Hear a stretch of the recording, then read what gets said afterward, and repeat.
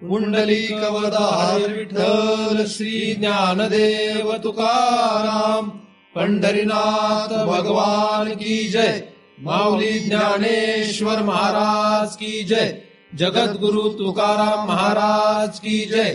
सद्गुरुनाथ भगवान की जय। हरि ओम तत्सत।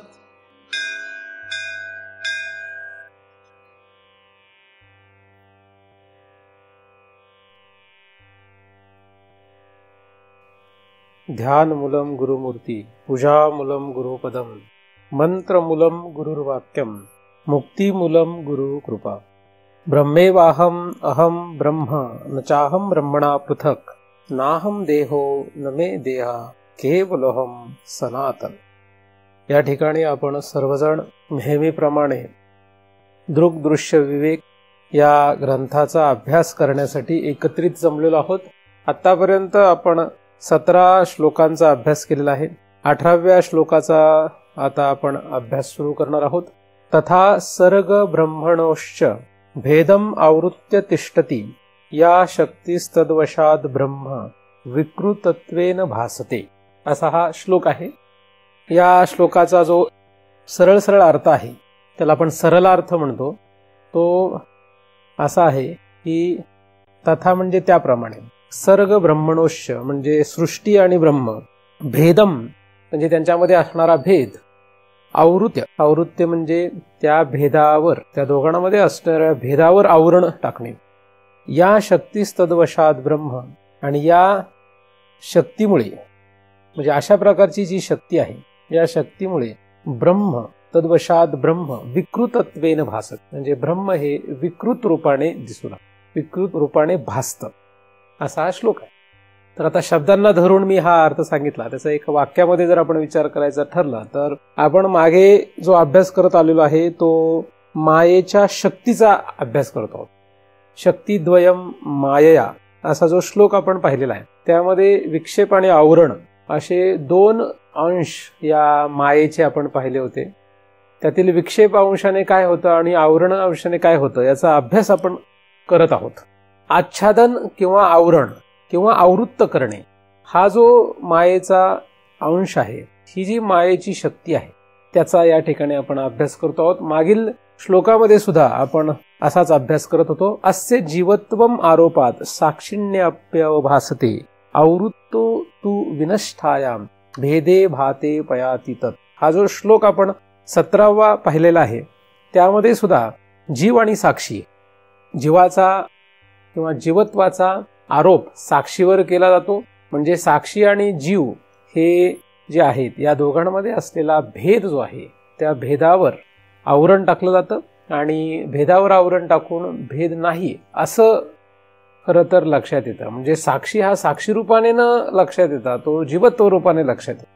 त्यांच्यामध्ये फरक आहे, साक्षी आणि जीव हा एक असू शकत नाही, ते वेगळे आहेत, त्यांच्यामध्ये अत्यंत विरुद्ध असे धर्म आहेत। परंतु तसं वाटत नाही, साक्षी तर लक्षातच येत नाही आणि जीव मात्र सिद्ध होतो, जीव खरा वाटतो, असा आपण मागे विचार केलेला आहे। त्या दोघांमध्ये असलेला जो भेद आहे त्या भेदामध्ये, त्या भेदावर असलेल्या या आवरणाचा नाश जर झाला तर आपल्याला जीवाचं आणि साक्षीचं दोघांचंही स्वरूप लक्षात येईल, आणि साक्षी कोण आहे, जीव कोण आहे, जीव खरा आपण आहोत का, साक्षी खरे आपण आहोत का, असा आपल्याला उलगडा होईल, असा आपण मागील श्लोकामध्ये अभ्यास केलेला आहे। म्हणजे त्यासाठी आवृत्तो तू विनष्ठाया म्हणजे आवरणाचा नाश करणं गरजेचं आहे, हा अभ्यास आपण केलेला आहे।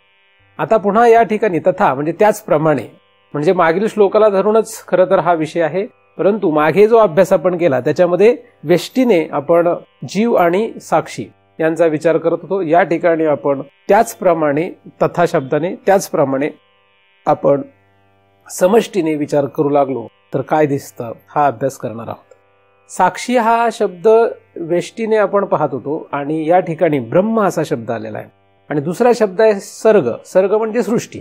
तर सृष्टी आणि ब्रह्म यामध्ये भेद आहे की नाही हा एक विषय आहे। तर या दोघांमध्ये भेद आणि त्या दोघांमध्ये असलेल्या भेदावर आवरण असा या ठिकाणी अभ्यास आहे।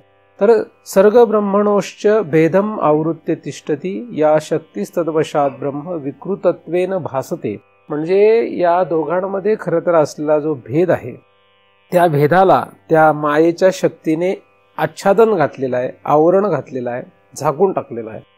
आणि म्हणून खरं तर सगळा विकृत असा ब्रह्माचा भास आपल्याला लक्षात येतो, असा या श्लोकाचा अर्थ आहे. याचा आपल्याला आता सविस्तर विचार करायचा आहे. पहिला शब्द जो आहे तो तथा, म्हणजे त्याप्रमाणे. तथा शब्दाने मागील श्लोकामध्ये आलेला वेष्टीचा अभ्यास लक्षात येतो. वेष्टीने आपण विचार केलेलाच आहे, समष्टीने आपल्याला विचार करायचा आहे, म्हणून या ठिकाणी हा श्लोक खरं तर प्रवृत्त झालेला आहे. या श्लोकामध्ये तथा शब्दाने मागील वेष्टीचा अभ्यास आणि अधिक या श्लोकामध्ये येणारा समष्टीचा अभ्यास अशी जोड घालून देण्यात आलेली आहे. सर्ग म्हणजे सृष्टी. सृष्टी किती आहे याचा आपल्याला विचार करणे आहे. दुसरा शब्द आहे ब्रह्म. ब्रह्म आणि सृष्टी हे दोन आहेत का एक आहेत असा विचार एक येऊ शकतो. सर्ग म्हणजे सृष्टी वेगळी आणि ब्रह्म वेगळं, हा एक भाग आहे. सृष्टी आणि ब्रह्म एकच आहे, हा दुसरा भाग आहे. सृष्टीमध्ये आणि ब्रह्मामध्ये जर भेद असेल तर तो भेद, या भेदाची आपल्याला माहिती आहे का? जर भेद नसेल तर त्याची आपल्याला माहिती आहे का? भेद जर असेल आणि तो भेद झाकून टाकण्यात आला असेल तर त्याच्यामुळे काय परिणाम होतो, या सगळ्याचा आपल्याला खरं तर अभ्यास करायचा आहे. तर यातील पहिला शब्द सर्ग म्हणजे सृष्टी, याचा आपण विचार करू. सृष्टी किती आहे, केवढी आहे? आपण जे शरीर घेऊन फिरतो हे शरीर म्हणजे सगळं काही आहे असं आपल्याला वाटतं. सृष्टीचा आपला जो विचार आपण करतो तो केवढा आहे? आपल्याला काय वाटतं की सृष्टी केवढी मोठी असावी, किती मोठी असावी, असं माणसं जेव्हा विचार करू लागतात तेव्हा प्रत्येकाची सृष्टी समजण्याची ऐपत वेगवेगळी आहे. लहान मुलाला असं वाटतं की त्याचे आई वडील आणि घरातली जी लोक आहेत तेवढीच माणसाची हीच सृष्टी आहे, ह्याच्या पलीकडे काही नाही आहे. हळूहळू ते मूल जसं जसं मोठं होत जातं तसं त्याला लक्षात येतं की सृष्टी बरीच मोठी आहे. जो मनुष्य खेडेगावातून शहरातही कधी गेला नाही त्याला अमेरिका, आफ्रिका, जपान अशा मोठमोठ्या देशांची, वेगवेगळ्या देशांची माहिती असणं शक्य नाही. त्याला त्याबद्दल काहीच कल्पना नसते. आता तरी परिस्थिती निराळी आहे. आता तरी आपल्याला टीव्हीच्या द्वारे, अनेक माध्यमांच्या द्वारे आपल्याला लक्षात येतं की पृथ्वी मोठी आहे, बरंच काय काय आहे. पण पहिलं तर असं पण नव्हतं. त्याच्यामुळे एखाद्या खेडेगावातल्या माणसाला जगाची कल्पना येणं हे फारच कठीण होतं. आता आपण या माध्यमांच्या द्वारे पाहू शकतो की सृष्टी बऱ्यापैकी मोठी आहे, नाही का? तर सृष्टीचा जो विचार आहे, 100 माणसांना जर आपण विचारलं की सृष्टी केवढी आहे, काय काय येतं सृष्टीमध्ये, तर माणसं प्रत्येकजण वेगवेगळं सांगतील. तर या सृष्टीचा अभ्यास करण्यामध्ये हजारो लाखो लोक गुंतलेले आहेत. सृष्टी केवढी आहे, सृष्टी कशी आहे हा नंतरचा विषय. सृष्टी केवढी आहे याचा विचार करण्यामध्ये लाखो लोक गुंतलेले आहेत. आणि आजच नव्हे तर ही युगानुयुग लोक गुंतलेले आहेत. म्हणजे कृतयुग असो, श्वेतयुग असो, श्वेत म्हणजे त्रेतायुग, द्वापर असो किंवा कलियुग असो, कुठल्याही युगामध्ये माणसं अनेक जण या सृष्टीचा थांगपत्ता लावण्याचा प्रयत्न करत आहेत. किती दूरपर्यंत ही सृष्टी पसरलेली आहे हे शोधण्याचा अनेक जण प्रयत्न करतात आपापल्या कुवतीप्रमाणे. आत्ताची परिस्थिती जर बघितली आपण तर आपण जास्त किंमत देतो विज्ञानाला. विज्ञानाला जास्तीत जास्त किंमत देण्यात येते आणि त्या विज्ञानाच्या द्वारे सृष्टीचा शोध घेण्याचा अनेक लोक प्रयत्न करत आहेत. त्याच्यामध्ये अमेरिकेमध्ये असलेली काही संस्था असू देत, भारतामधल्या संस्था असू देत, रशियातल्या असू देत, कुठल्याही देशातल्या असू देत, या संस्था काय करतायत, या सृष्टीचा शोध घेत आहेत. किती मोठी आहे. खगोलशास्त्रज्ञ अवकाशामध्ये असलेल्या असंख्य ग्रहताऱ्यांचा, वेगवेगळ्या धूमकेतूंचा, आकाशगंगेचा अशा प्रकारे शोध घेत आहेत. सगळेजण शोधतायत. जसं तुम्हाला मी बरेच वेळा मागे सांगितलेलं आहे की आता नासा नावाची जी अमेरिकेची संस्था आहे त्यांना कुठला ग्रह सापडला, एक मोठा ग्रह सापडला, पृथ्वीपेक्षा 1.5 पट मोठा, आणि तो आपल्या पृथ्वीपासून 600 प्रकाश वर्ष लांब आहे असं नासाला सापडलं. आता 600 प्रकाश वर्ष म्हणजे एखादा मुलगा जन्माला आला तर जन्माला आल्यानंतर लगेच त्याने प्रकाशाच्या वेगाने जर प्रवास सुरू केला तर 600 वर्षांनी तिथे पोहोचेल. आणि प्रकाशाचा वेग हा जगातला सगळ्यात मोठा वेग मानला जातो. तर एवढ्या वेगाने जर तो गेला तर त्याला 600 वर्ष लागतील जायला तिथे. इतक्या लांब आहे तो ग्रह पृथ्वीपासून. केप्लर 22b असं त्याचं नाव आहे. म्हणजे या सायंटिस्ट लोकांनी त्याला नाव दिलं. खगोलशास्त्रज्ञ जे कोणी असतील त्यांनी सगळ्यांनी मिळून त्याला काहीतरी कारणाने ते नाव दिलेलं आहे. तर हा जो ग्रह आहे हा ग्रह पृथ्वीसारखाच आहे, तिथे सुद्धा जीवसृष्टी असण्याची शक्यता आहे असा अंदाज हे लोक बांधतायत. आपल्या सूर्यमालेमध्ये असंख्य ग्रह, असंख्य तारे, चांदण्या असा मोठा साठा दिसतो. आणि कुठल्या ग्रहावर काय हे काही सांगता येत नाही. काही ठराविक ग्रहावर जाण्यात माणसाला यश आलेलं आहे, जसं चंद्रावर, मंगळावर, अनेक ठिकाणी लोक जाण्याचा प्रयत्न करत आहेत. तर ही जी सृष्टी आहे, ही आकाशगंगा जी आहे, या आकाशगंगेचा, आपल्या आकाशगंगेच्या पलीकडे असलेल्या आकाशगंगेचा, अशा विविध जगाचा शोध लोक घेत आहेत. लोकांचं आयुष्य ह्याच्यामध्ये संपून जात आहे. एक माणूस नाही, एक पिढीने ते शोधलं की त्याची पुढची पिढी ते शोधते. तर आधीची पिढी काय करते, ते सगळं शोध जे आहे ते जपून ठेवते आणि मग पुढची पिढी ती वापरते. असं करत करत पिढ्यानपिढ्या या सर्ग म्हणजे जगाचा, सृष्टीचा शोध घेतला जातोय. आणि तो शोध घेऊ नये असं काही म्हणता येत नाही. शोध घ्यायलाच पाहिजे, नाही का? शोधायलाच पाहिजे. शोधतातच आहे, शोधतायत. आता काय शोधतायत? जे डोळ्यांना दिसेल. काय शोधतायत? जे डोळ्यांना दिसतंय ते शोधतायत. आपला केपलर 22 काही डोळ्यांनी दिसत नाही. मग ठीक आहे, डोळ्यांना जर दुर्बिणीतून तरी दिसू देत. उपग्रह सोडून किंवा दुर्बिणीमधून कशातून तरी तो डोळ्यांना दिसला पाहिजे किंवा त्याचा फोटो काढता आला पाहिजे. त्याचा फोटो काढता आला आणि मग त्या फोटोला का होईना डोळ्याने पाहता आलं तर आपण मानणार तो आहे. विज्ञानाचं म्हणणं कसं असतं? विज्ञान काय करतं? विज्ञानाचं म्हणणं असं आहे की आपल्याला प्रत्यक्ष डोळ्याने दिसला पाहिजे, फक्त एकट्याला नाही, दुसऱ्यालाही तो दाखवता आला पाहिजे. फक्त एकट्याला दिसला तर विज्ञान त्याला मानत नाही. आलं लक्षात? त्याच्यामुळे केपलर 22 हा ग्रह जो आहे तो फक्त नासामधल्या एखाद्या शास्त्रज्ञाला दिसला असता तर कोणी मानलंच नसतं. ज्याने कोणी ज्या कुठल्या त्या गटाने म्हणजे ग्रुपने तो शोध लावला, त्यांनी त्याचे फोटो म्हणा जेव्हा जे काही असतील ते दाखवले, असं असं आहे म्हणून बाकीच्यांनी मान्य केलं, नाही तर मान्य करत नाही. तर सृष्टीचा जो शोध आहे त्याच्यामध्ये विज्ञानासारखे जे शास्त्र आहे हे मात्र उभय प्रत्यक्षतेलाच किंमत देतात. सगळ्यांना दिसलं पाहिजे तर ते मान्य आहे. तर सृष्टी जी आहे अशी शोध घेण्यामध्ये कृतयुग गेलं आणि हे कलियुग आलंय. म्हणजे कृतयुगापासून आता कलियुगापर्यंतचा प्रवास झालाय. युगानुयुग गेलेली आहेत अशी. आणि या कलियुगाच्या या क्षणापर्यंत अजूनही आपल्याकडे काही उपलब्ध नाही की एवढी मोठी सृष्टी आहे. विज्ञानाकडे तरी उपलब्ध नाहीये की सृष्टीचा एवढा पसारा आहे. किती मोठी सृष्टी आहे, याचा पसारा केवढा आहे, हा विज्ञानाकडे खरा अभ्यास नाही. तुम्ही जर याचा विज्ञानाच्या द्वारे शोध घेतला, अनेक आकाशगंगा, आपली आकाशगंगा जी आहे त्याचा जे व्यास आहे तो 1,00,000 प्रकाश वर्ष आहे असं आपण मागे विचार केलेला आहे. तर 1,00,000 प्रकाश वर्षाची आपली आकाशगंगा आहे. 1,00,000 प्रकाश वर्ष म्हणजे फार मोठं अंतर आहे. तर एवढं मोठी आपली आकाशगंगा आहे आणि या आकाशगंगेमध्ये आपली सूर्यमाला म्हणजे एका बिंदू प्रमाणे आहे. एक बिंदू फक्त. आणि त्या एका बिंदू मात्र सूर्यमालेमध्ये आपला ग्रह आहे पृथ्वी नावाचा, त्याच्यामध्ये कुठेतरी आपण आहोत. तर खरं तर ही सृष्टीचा विचार केला तर अहंकार एकदमच शून्यावर येईल. एवढी सृष्टी जरी आपली आकाशगंगा जरी आपण लक्षात घेतली तरी आपला अहंकार एकदम शून्य होईल. शून्य पण होत नाही, म्हणजे आपल्याला सृष्टी लक्षात येत नाही. आपला अहंकार शून्य होत नाही. आपल्याला अनेक अहंकार असतात, अनेक प्रकारचे अहंकार असतात. अनेक पदार्थ पाहून, अनेक माणसं, अनेक चराचर सृष्टी पाहून आपल्याला अहंकार उत्पन्न होत असतो. आपला अहंकार निर्माण व्हायला कारण काय असतं? चराचर सृष्टीमधला कुठला तरी एखादा भाग आपल्या समोर आला, आपल्या सानिध्यात आला की आपला अहंकार जागृत होतो. तोपर्यंत होत नाही. आपण एकटेच असू तर अहंकार निर्माण होणार नाही. अहंकार कधी येतो? सून समोर आली की अहंकार येतो, सासू समोर आली की अहंकार येतो. अहंकार तसा येत नाही. जाऊ समोर आली, ननंद समोर आली किंवा हे असे काहीतरी पदार्थ समोर आले की मग अहंकार जागृत होतो. आपल्यापेक्षा श्रीमंत मनुष्य समोर आला की अहंकार जागृत होतो. हे सगळे जे पदार्थ आहेत हे आपल्या समोर आले की, एखाद्या माणसाचं यश आपल्या समोर आलं की आपला अहंकार जागृत होतो. तर अशा प्रकारे आपल्याला अहंकार स्वतःच निर्माण होत नाही कधी. तो काहीतरी कारणाने, या चराचरातल्या कुठल्या तरी पदार्थाच्या निमित्ताने तो अहंकार निर्माण होत असतो. आणि या ठिकाणी आपलं अस्तित्व काय आहे, आपण कुठे आहोत, हे जर आपण लक्षात घेतलं तर मात्र खरं तर अहंकार यायला काहीच कारण राहत नाही. ठीक आहे ना? एका महाराजाला दुसरा महाराज दिसला की अहंकार निर्माण होतो.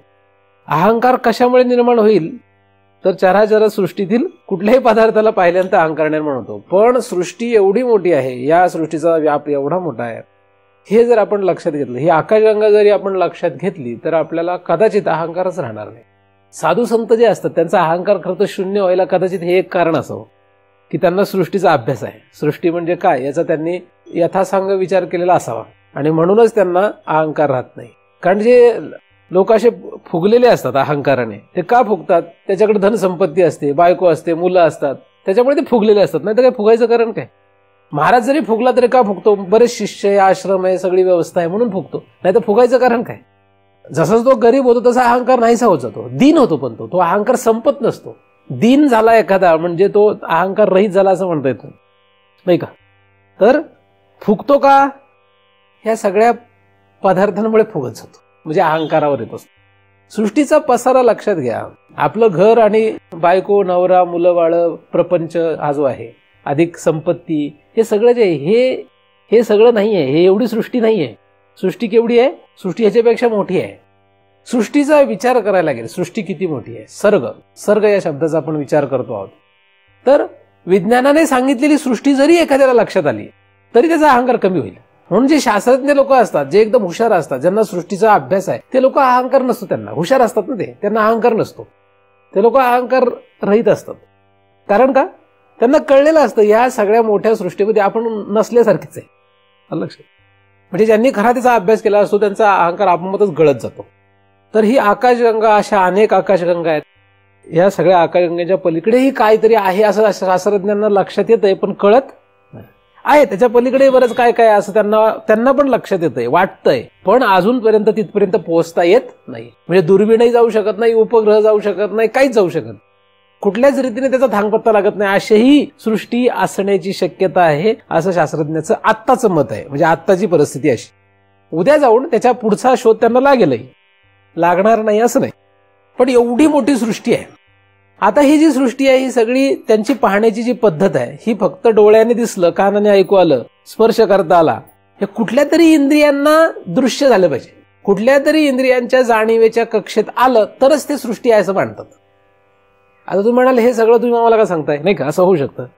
पण आपल्याला हे माहीत पाहिजे, कारण आपण त्यांच्यामध्ये वावरतो, म्हणून आपल्याला हे माहीत पाहिजे. तर जास्तीत जास्त लोक, 99% लोक जे आहेत, ही 5 ज्ञानेंद्रियांच्या कक्षेत येणाऱ्या पदार्थांनाच सृष्टीमध्ये धरतात. कशाला धरतात, 5 ज्ञानेंद्रियांच्या कक्षेत आले पाहिजेत तर त्याला ते सृष्टी मानतात. आणि जर या ज्ञानेंद्रियांच्या कक्षेत आले नाही तर त्यांना ती सृष्टी मानायला तयार होत नाहीत. पण 5 ज्ञानेंद्रियांच्या कक्षेत येणाऱ्या सृष्टीच्या पलीकडे ही सृष्टी आहे हे मात्र विज्ञानाला लक्षात येणार नाही. त्यासाठी वेदशास्त्राचा आधार घ्यावा लागतो. पुराण, वेदातला कुठलाही, वेदामध्ये सृष्टीचा जो भाग सांगितलेला आहे त्याचा आधार घ्यायला पाहिजे. किंवा वेदाला मानणारी जी शास्त्र असतील, वेद ज्याला प्रमाण आहे असं कुठलंही शास्त्र, म्हणजे वेदातून आलेले कुठलेही शास्त्र असतील, मग पुराण असोत किंवा प्रकरण ग्रंथ असो, कुठलेही ग्रंथ असू देत, शास्त्र असू देत, जे वेदाला मानतात, त्यांनी जर सृष्टीचा अभ्यास सांगितला असेल तर कदाचित तो याच्याही पेक्षा पुढचा असू शकतो. असे अनेक ग्रंथ, अनेक शास्त्र आहेत की ज्याच्यामध्ये या सृष्टीचा अभ्यास सांगण्यात येतो.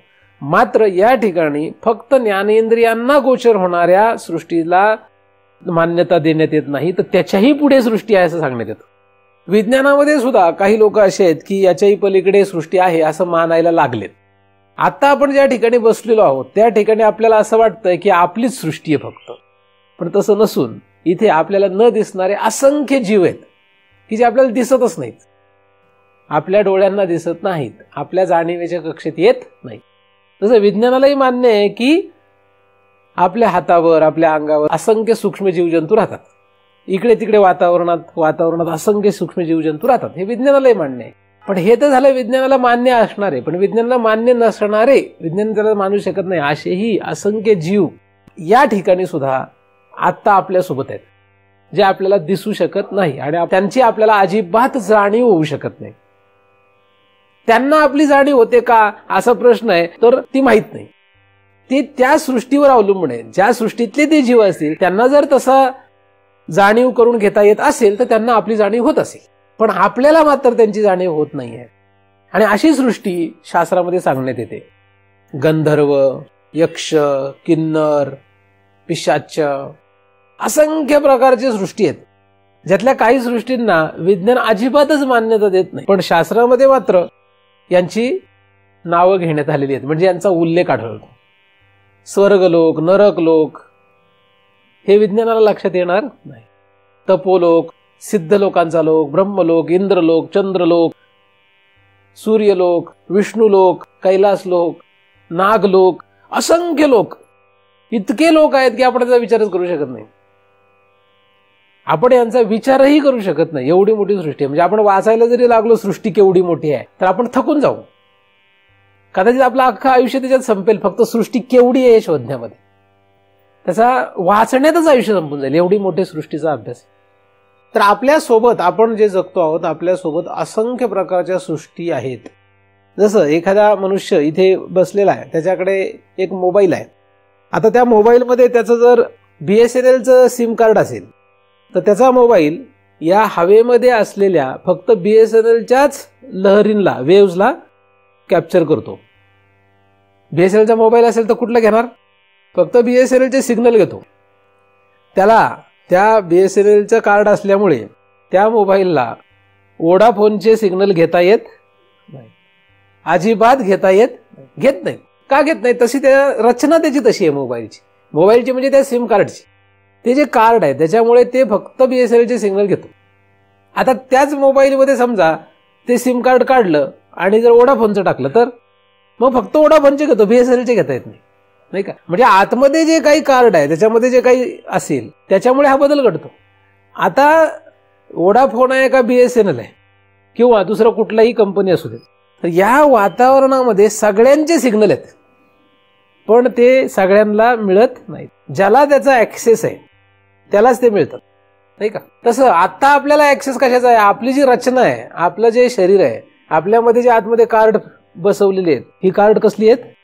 फक्त मनुष्य मात्र जाणून घेण्यापुरती आहेत. मनुष्य कळतात आपल्याला, भिंत कळते, हवा कळते, पाणी कळतं, हे सगळं जेवढं कळण्याच्या लक्षात तेवढंच आहे. पण आतमध्ये असलेले जे काही रचना आहे त्याच्यात जर काही बदल करण्यात आला, जसं सिम कार्ड बदललं तर वेगळं सुद्धा ऍक्सेस करता येतो, त्याचप्रमाणे डबल सिम पण असतात काही ना. डबल सिम असले तर 2-2चे ऍक्सेस करता येतो. 4-4 सिमवाले पण आले होते मोबाईल, तर 4 सिम असेल एकाच मोबाईलला 4-4 सृष्टी लक्षात येतात. तसं योग धारणेने म्हणावा किंवा शास्त्रामध्ये सांगितलेल्या काही अभ्यासाप्रमाणे एकच माणूस एकाच वेळेस वेगवेगळ्या सृष्टीला अवगत करू शकतो. आपला मोबाईल जो आहे, आपली जी रचना आहे ती फक्त कशी आहे? एकच सृष्टी लक्षात घेणारी. पण काही काही माणसं अशी असतात त्यांना एका वेळेस 2-2 सृष्टी पण लक्षात येतात. म्हणजे त्यांना गंधर्व जर आले तर ते लक्षात येतात, काहींना यक्ष लक्षात येतं, काहींना पिशाच्च लक्षात येतं, काहींना, आणि मग ते सांगू लागले तर बाकीच्यांना ते लक्षात येत नाहीत. मग ते म्हणतात काही नाहीये, हे खोटारडा माणूस आहे, ह्याला काही कळत नाही. मग ते अंधश्रद्धा निर्मूलन वगैरे अशा समिती निर्माण झाल्या आणि ते म्हटलं अरे हे सगळं खोतांड आहे यांचं. कारण की त्यांना ते दाखवता येणं शक्य नाही. याचा अर्थ ती सृष्टी नाही असं काहीतरी समजू नये आणि ते वाईटच असतं किंवा सगळ्या मानव जातीला हानिकारक असतं असं काहीतरी गैरसमज झाल्यामुळे या समित्या तयार झालेल्या आहेत. मुळात ही प्रत्येकाची आपापली एक सृष्टी आहे. खरं बघितलं त्यांच्यापासून आपल्याला काही घात आहे असं जर म्हटलं तर माणसापासून माणसालाही घातच आहे. उलट खरं पाहिलं तर माणूसच सगळ्यात मोठा घातक प्राणी आहे. म्हणजे माणसासाठी खरं तर माणूस हाच मोठा घातक आहे, बाकीचे जेवढे घातक नाहीत तेवढे.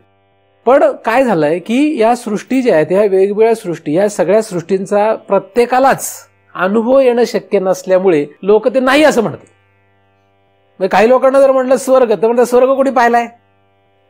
आता पुरातन काळापासून आपल्या पूर्वजांनी आपल्याला सांगितलंय स्वर्ग असतो, पाप करू नकोस, पुण्य कर म्हणजे स्वर्गाला असेल, वाईट काम करू नकोस म्हणजे नरकाला जाणार नाहीस, असं जे आपल्याला शिकवण्यात आलं. तर आजकालचे लोक काय म्हणू लागले? स्वर्ग कोणी पाहिलाय? तू पाहिलायस का? मग तू कशाला गप्पा करतोस? पण शास्त्रात लिहिलेलं आहे, त्याला काय किंमत आहे? शास्त्र कोण मानतो? म्हणजे स्वर्ग नाही या निर्णयावर लोक आलेत. काय नाहीये? स्वर्ग नाही. मग काही काही तर शास्त्र अभ्यास करणारे अख्खा आयुष्य त्यांनी शास्त्र अभ्यास केला. ते एक जण मला म्हणे की महाराज मला तर आता असं लक्षात आलंय की स्वर्ग नरक आणि हे सगळं जे ते एका पृथ्वीवरच असतं, सगळं दुसरीकडे नसतं ते. तर म्हटलं आता काय करणार आपण तरी, तुम्हाला जर तसं लक्षातच आलंय तर मी तरी काय करू, नाही का? तर कोण काय कल्पना करेल आणि कधी कोण कुठल्या अनुभवावर येईल हे सांगता येत नाही. प्रत्येकाला वेगवेगळे अनुभव यायला लागतात. तर ही सृष्टी जी इतकी प्रचंड आणि भयानक आहे की या सृष्टीचा अभ्यास करणंच कठीण आहे. किती मोठी, कशी, आणि आपल्याला वेळ नाही. आपण एका संकुचित जगामध्ये जगतो आहोत. तळ्यामध्ये राहणारा बेडूक जसा त्याला वाटतं की आपली सृष्टी हीच मोठी सृष्टी आहे, त्याच्या पलीकडे काही नसतं असं त्याला जसं वाटतं त्या बेडकाला, त्याप्रमाणे आपली स्थिती आहे. आपल्याला असं वाटतं की हे सगळं खरं आहे आणि या सगळ्या खऱ्याला याच्यामध्ये गुंतून पडल्यामुळे आपल्याला हे शरीर सोडण्याची सुद्धा भीती वाटते. आपल्याला भीती आहे, प्रत्येकाला भीती काय आहे की आपण मरणार. कशामुळे? आपल्याला ह्या सृष्टीमध्ये मोह आहे, ह्या सृष्टीमध्ये आपण गुंतून पडलेलं आहे. त्यामुळे मरणाची नकळतपणे भीती आहे आपल्याला.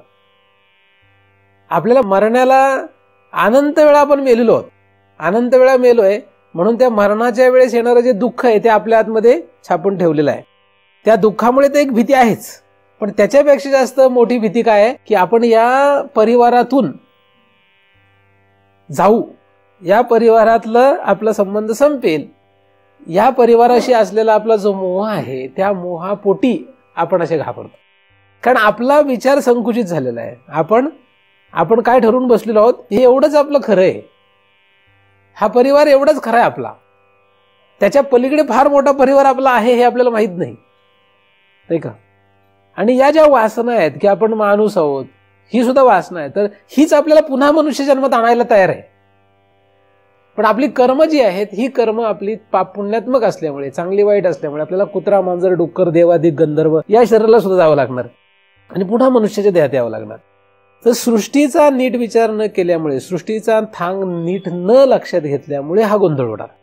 आपण सृष्टी ज्याला समजतो ती सृष्टी आपली एकदम संकुचित, मर्यादित करून बसलोय आपण.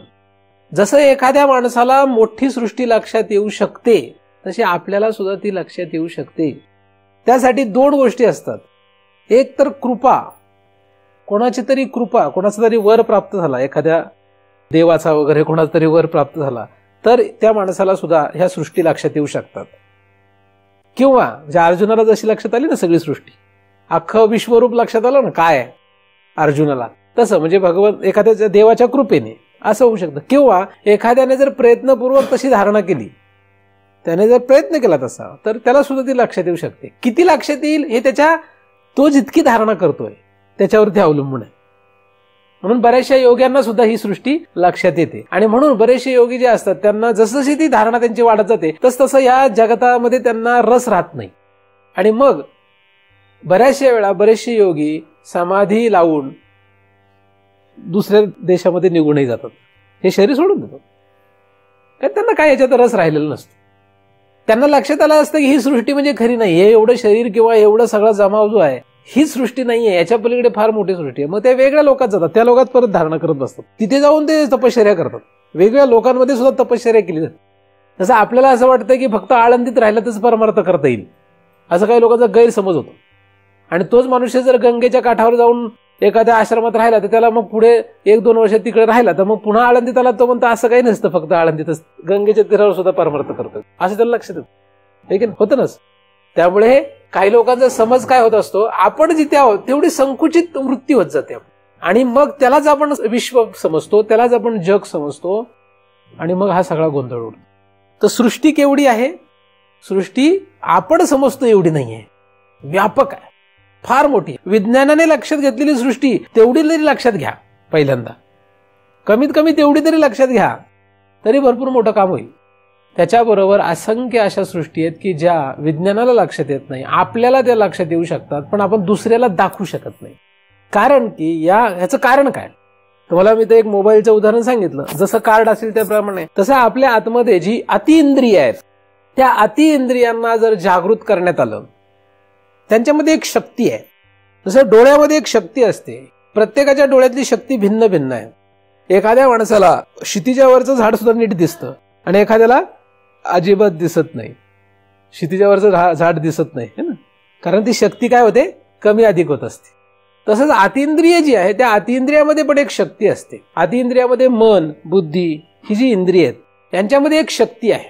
ती जी अतिइंद्रियातली शक्ती आहे ही शक्ती जितकी प्रबळ होत जाते तितकं त्याला मोठं विश्व लक्षात येतं. आलं लक्षात? पण अतिइंद्रियांचा जेव्हा त्या विश्वाशी संबंध येतो तेव्हा त्याला कदाचित या स्थूल इंद्रियांशी नातं ठेवावं लागत नाही.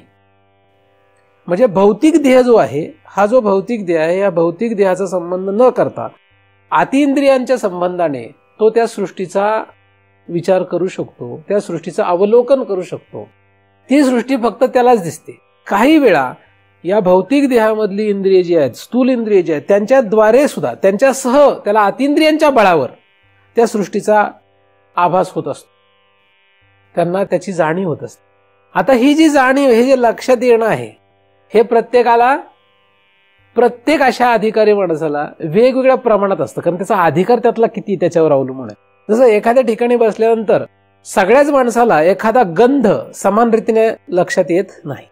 काही काही माणसांना थोडा जरी गंध आला तर लगेच सांगतात ते काहीतरी जळतंय बरं, आणि बाकीच्या कोणालाच काही कळत नाही कुठे काय म्हणत. त्याला मात्र कळलेलं असतं काहीतरी जळतंय, म्हणजे कुठेतरी जळण्याचा जो गंध आहे तो त्याला एकदम लक्षात येतो, कारण त्याची इंद्रिय ती जी आहे ती एकदम तेजोमय असतात, प्रखर असतं ते इंद्रिय. तसंच अतिइंद्रियाच्या बाबतीत सुद्धा होतं. अतिइंद्रिय सुद्धा जी आहे ती प्रत्येकाची वेगवेगळ्या प्रमाणात प्रखर असल्यामुळे अशा अधिकारी लोकांमध्ये सुद्धा फरक असतो. काहींना या सृष्टीचा एकदम भोग होतो किंवा या सृष्टीची त्यांना पूर्णता जाणीव होते, धड होते, नीट होते, आणि काहींना पुसटशी होते. काहींना जसं आपल्याला माणसं दिसतात त्याप्रमाणे त्या लोकांचं दर्शन होतं, त्या लोकांचा त्यांचा व्यवहार होतो. असं पण उदाहरणं आपल्याला पाहायला मिळते. पण ही उदाहरणं त्या त्या व्यक्तीवर त्या त्या व्यक्तीशी संबंधित असल्यामुळे बाकीचे लोक ते मानत नाहीत. बाकीची लोक मानत नाहीत. अलग लक्षात. या ज्या बाकीच्या सृष्टी आहेत त्या आपल्याला घातक आहेत असं समजून घाबरून जाऊ नये. कारण मी तुम्हाला आधी सांगितलं, ही जी सृष्टी आपल्याला दिसते, लक्षात येते, ती सृष्टी सुद्धा तशी पहिले तर घातकच आहे. रस्त्याने जाणाऱ्या गाड्या आपल्याला मारू शकत नाहीत का? दिसतात आपल्याला, त्या आपल्याला खलास करू शकतात. आपण रस्त्याने चाललो, एखाद्या गाडीने उडवलं आपल्याला तर काय झालं, संपलं. मग जे दिसत नाहीत त्यांना घाबरण्याचं कारण काय? आणि काही लोक काय होतं की ते दिसत नाहीत म्हणून घाबरायला लागतात. नाही मग तिथं काहीतरी वेगळंच असेल, मग गडबडच असेल. तिथं नाही, सगळीकडेच आहे ते. आपल्या सोबतच असंख्य प्रकारची सृष्टी आहे. तुम्ही कुठेही जा, जंगलात जा, नाही तर मनुष्य लोकात राहा. मी काही दिवसांपूर्वी एक पुस्तक पाहिलं, त्याच्यामध्ये रिसर्च आहे. ते डॉक्टर एक, त्यांचं नाव मला मेधा खाजगीवाल का असं काहीतरी आहे, त्यांचं पुस्तक एक पाहिलं. त्यांचा एक कार्यक्रम पण असतो. तर त्यांनी अशा या वेगळ्या सृष्टीची काही उदाहरणं सांगितलेली आहेत, वेगळ्या प्रकारची सृष्टी. त्यातले काही भाग त्यांनी सांगितले. तर त्यांनी काही फोटो सुद्धा दिलेले आहेत त्या पुस्तकामध्ये. त्या फोटोमध्ये अर्थात तुम्ही लगेच त्याचा शोध घेऊ नका, आपला अभ्यास करा. हे माहिती म्हणून फक्त सांगतोय. नाही तर काही लोक हे गेलं हे सुद्धा सोडून तेच करत बसतील. ते फक्त उदाहरण म्हणून, माहिती म्हणून सांगतोय, गंमत म्हणून सांगतोय. बघ, तुम्ही लगेच त्या सृष्टीच्या नादी लागू नका. हे राहील बाजूला मग आपला अभ्यास.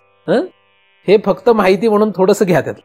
तर त्यांनी त्याच्यात फोटो दिलेले आहेत. त्या फोटोमध्ये एक मनुष्य असं समोर बसलेला आहे, आणि ज्या कॅमेऱ्याने तो फोटो काढला त्या कॅमेऱ्यामध्ये काहीतरी असेल रचना किंवा काहीतरी असेल. त्या माणसाच्या मागच्या साईडला एका कोपऱ्यात एक पिशाच्च बसलेलं त्याच्या फोटोत आलेलं आहे. प्रत्यक्षात फोटो येतो, तो उपलब्ध आहे, सगळीकडे उपलब्ध आहे. दुसरा फोटो एक असा आहे की ज्याच्यामध्ये दोन मुली उभ्या आहेत, जपानला का चायनामध्ये कुठेतरी आहेत. तर त्याच्यामध्ये एका मुलीच्या हाताला ते जे दुसऱ्या सृष्टीतले जे एक लोक कोणतरी आहे, कोणतरी असेल, ते त्याला त्या मुलीच्या हाताला असं पकडताना तो फोटो आलेला आहे. म्हणजे आता ते वाईट आहेत का चांगले आहेत हा भाग नाही. तिथे बसलेले ते पिशाचं असलं तरी वाईट असतं असं काही नसतं. ती एक सृष्टी आहे, घाबरून जाण्याचं काही कारण नाही आहे. किंवा या मुलीला जे कोणी धरतंय, आता पकडायला लागलाय, तो फोटोत आलाय, स्पष्ट आलेला आहे ते, ठीक आहे. पण तो फक्त हात आलेत त्या फोटोमध्ये, कारण तेवढाच भाग फोटोमध्ये आलाय म्हणून. पण ते पुसटसे तसं आलेलं आहे व्यवस्थित. तर आता हे जे आहे तर ह्या अशा सृष्टी आहेत. काही फोटोमध्ये येतात, सगळ्याच फोटोमध्ये येऊ शकत नाहीत, सगळ्याच फोटोमध्ये येऊ शकत नाही. रामकृष्ण परमहंस नावाचे एक विवेकानंदांचे गुरु होते, तुम्हाला माहित असेल.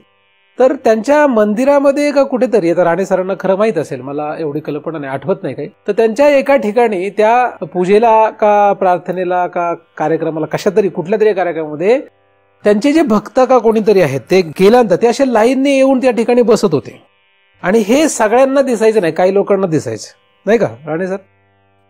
हा, ते एका संन्याशांनाच दिसायचं की ते सगळे असे रांगेने येतात, है ना.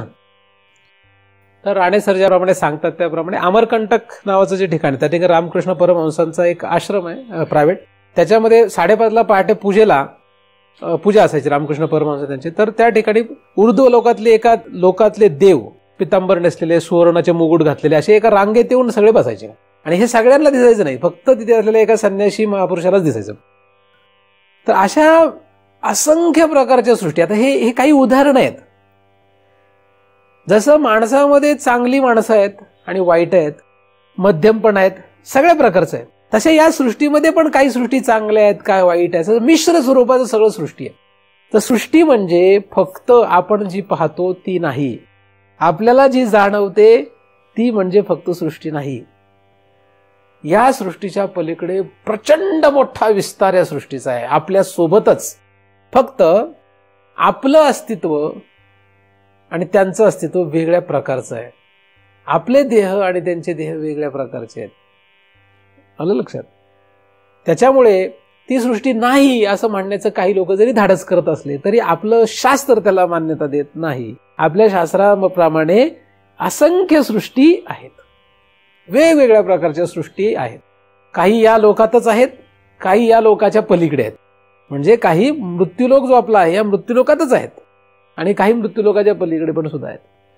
तर या सगळ्या ज्या सृष्टी आहेत या सगळ्या सृष्टी जर जाणून घ्यायचं एखाद्याने ठरवलं तर अनंत कोट जन्म घ्यावे लागतील, तरी या सगळ्या सृष्टींचा थांगपत्ता लागणार नाही. तुम्ही कितीही फिरा, कितीही शोधा, अनंत जन्म फिरत राहा, पण या सृष्टी लक्षात येणार नाही. इतका प्रचंड व्याप या सृष्टीचा आहे. पण तरी सुद्धा हे सगळं जरी ऐकलं तरी आपली सृष्टी केवढी आहे?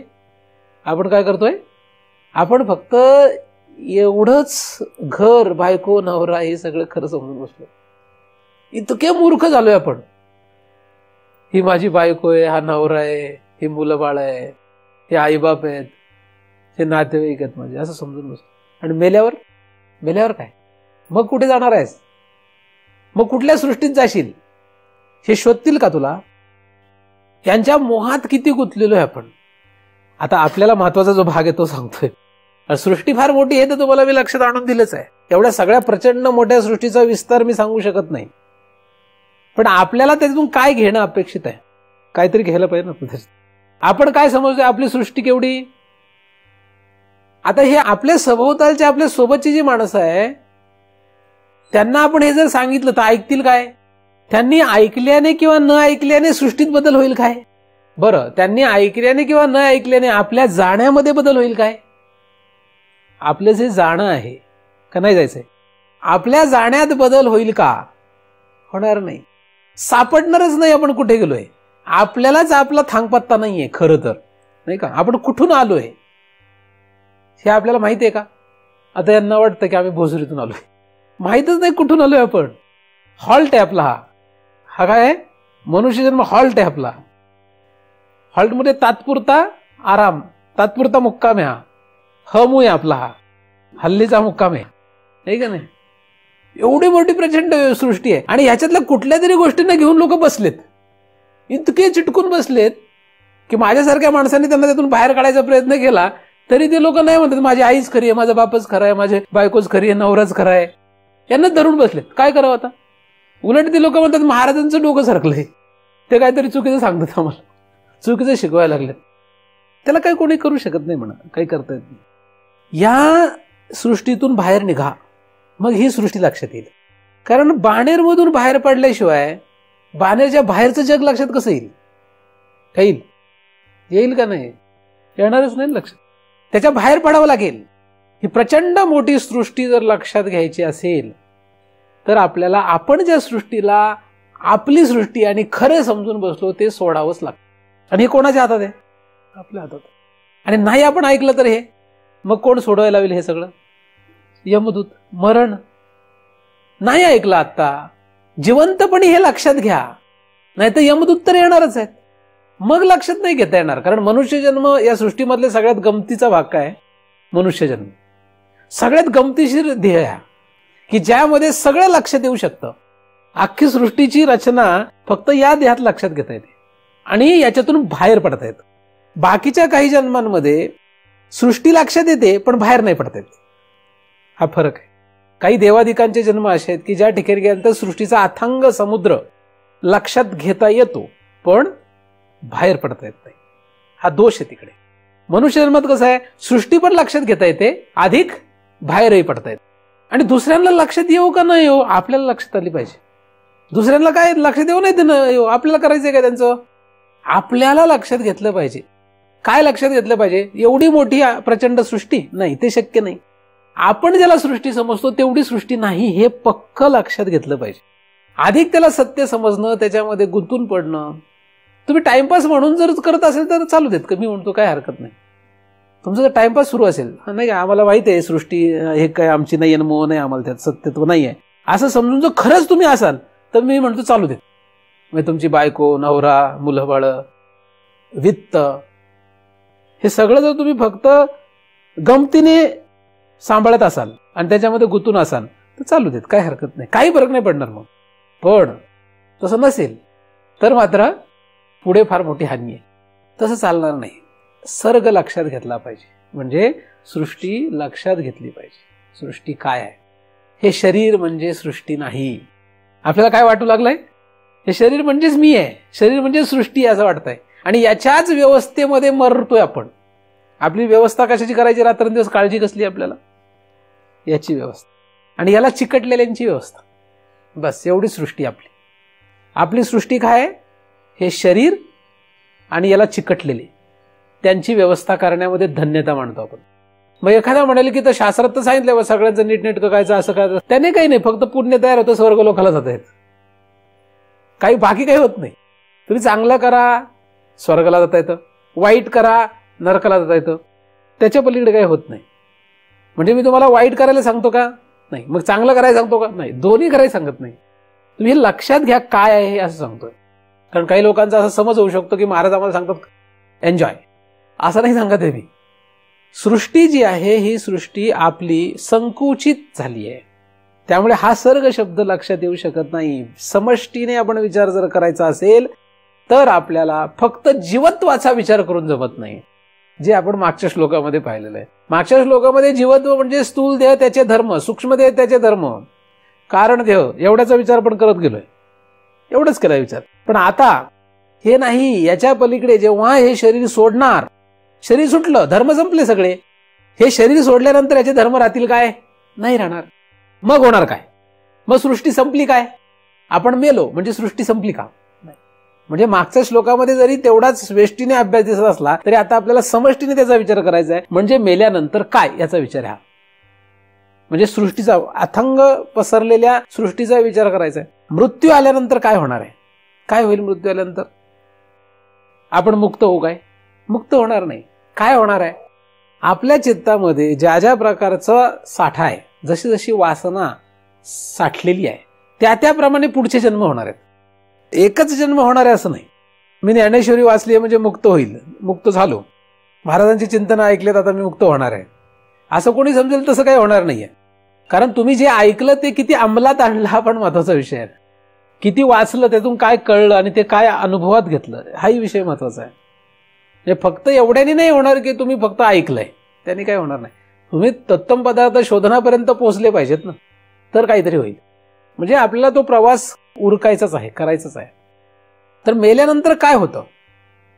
प्रत्येक जीवाची वेगळ्या पद्धतीने रवानगी होते.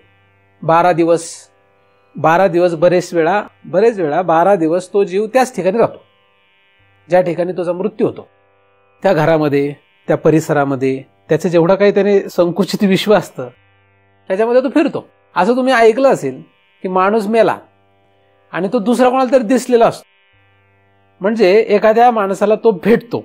काय, समजा आपण इथे आहे आणि एखादा माणूस आपल्याला येऊन भेटतो, आपल्याशी बोलतो आणि मग जातो तो, आणि तो आपल्यापासून हजारो मैल दूर असतो आणि तिकडे तो मेलेला असतो त्यावेळेस.